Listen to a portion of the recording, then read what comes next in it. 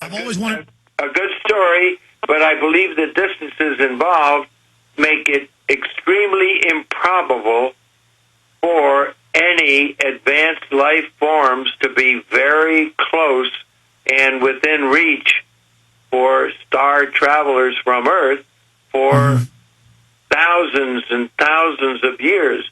However, what about fold space? What about however, millions of years, I believe that certainly creatures from Earth could have the technology to visit the closest star, Alpha Centauri, and other stars, if we have a good reason to do that. And the demise, the extinction of life on Earth probably is a good reason to want to invest the resources to reestablish civilization on some other star system. But that's very, very remote. Sure. Do any of your colleagues have suspicions about the monolith? Well, I've asked them to try and be interested and support the things that I've been doing, and there's very little response.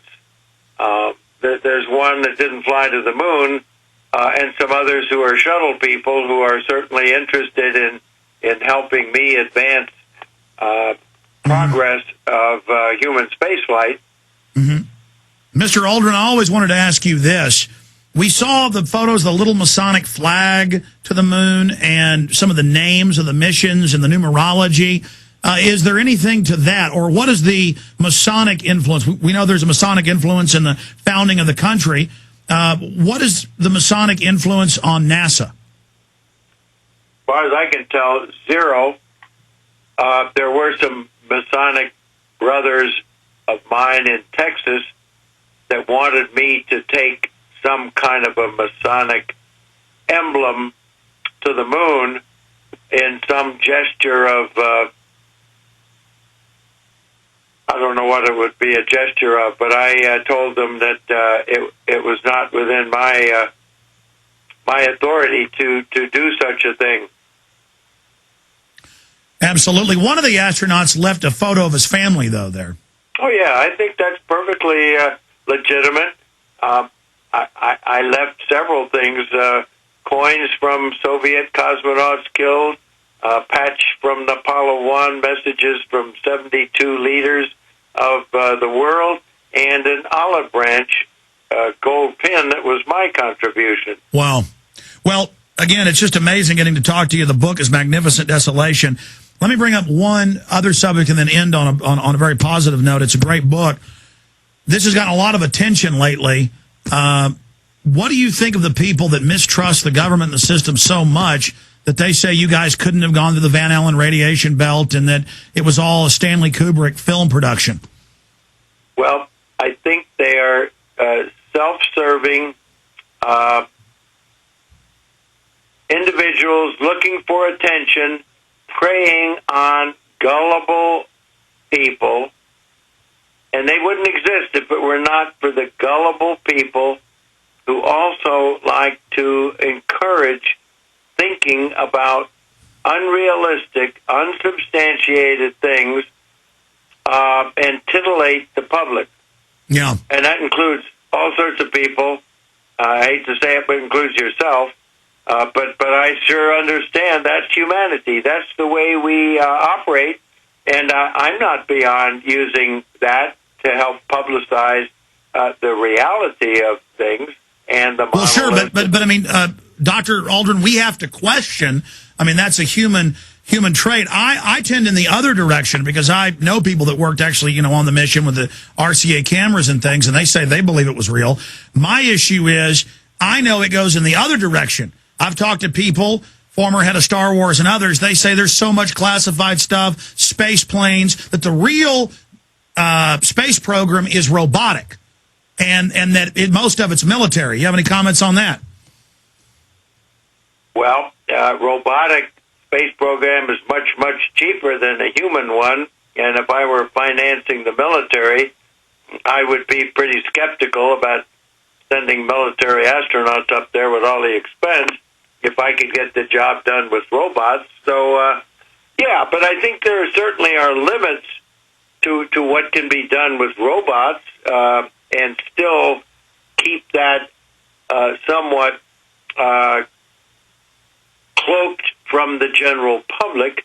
The people that accuse the government of improperly cordoning off areas like Area 51 from public trespassing. What do you think we want to do? Do you think we want to open up every avenue of classified defense of our country? No, but I was just asking you, with your knowledge, Mr. Aldrin, about secret government programs, because that is obviously very, very interesting. The book is magnificent, Desolation, Buzz Aldrin with Ken Abraham, and it's an amazing book. You're an amazing person, and we really enjoy you being on. I'd like to say bye to you as we go to break here in 5 seconds before we let you go, Mr. Aldrin. But again, we really want to thank you for coming on with magnificent Desolation. This will help you as best we can. Do you understand how dark it is? How far down the line we are? How late it is? Okay, we're going to do 5 more minutes with Commander, Colonel, Captain Buzz Aldrin, Doctor. The book is Buzz Aldrin, Magnificent Desolation. And he's going to come back for 5 minutes and break down, answer the people that say we didn't go to the moon or it was a hoax. So, Buzz Aldrin, you've got the floor, sir. Please break it down for us. Well, he went to the moon. They're laser radar reflectors that are on the moon that we show pictures of that we brought back. And anybody who has a laser beam can send it to the moon, and it'll bounce back to you, and you can measure the frequency change. And that's why it's there, to measure how Africa drifts away from South America and other geological and scientific measurements like that. I think most important is the fact that we were clearly in a race with another highly technical, capable country, the Soviet Union, that claimed they never went to the moon, but they were preparing to, and they had landers and they had people picked out. And, of course, after we were on the moon, they had rovers up there, so they fully had the ability to know whether we landed there or not. And they never joined the conspiracy that said that America never went to the moon. So I think that's the strongest argument. But whatever it is, it's supported by gullible people that want to believe the bizarre, the unusual, the fantasy. And that's okay, because that's human nature, to be curious about things. Well, I read a book by a prominent person who says we didn't go to the moon, and he says there's plants on the moon, and it has an atmosphere, and that it rotates, but everybody can look at the moon and tell it doesn't rotate, or at least, I mean, that's crazy. Well, it rotates once a revolution around the Earth. That's the way it keeps the same side faced, because that's the minimum tidal effect that the Earth and the Sun have on the surface of the moon. And things tend to have friction, dissipate energy to a point where there is no friction anymore.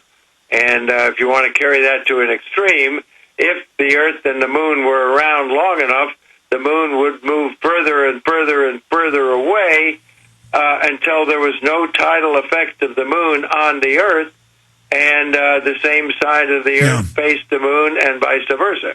Yeah. What do you, when you bring up the Russian issue of them tracking the mission and they would have blown the whistle on us, I guess people then say that that was a conspiracy too? I don't know what they say. I think they dodged the question.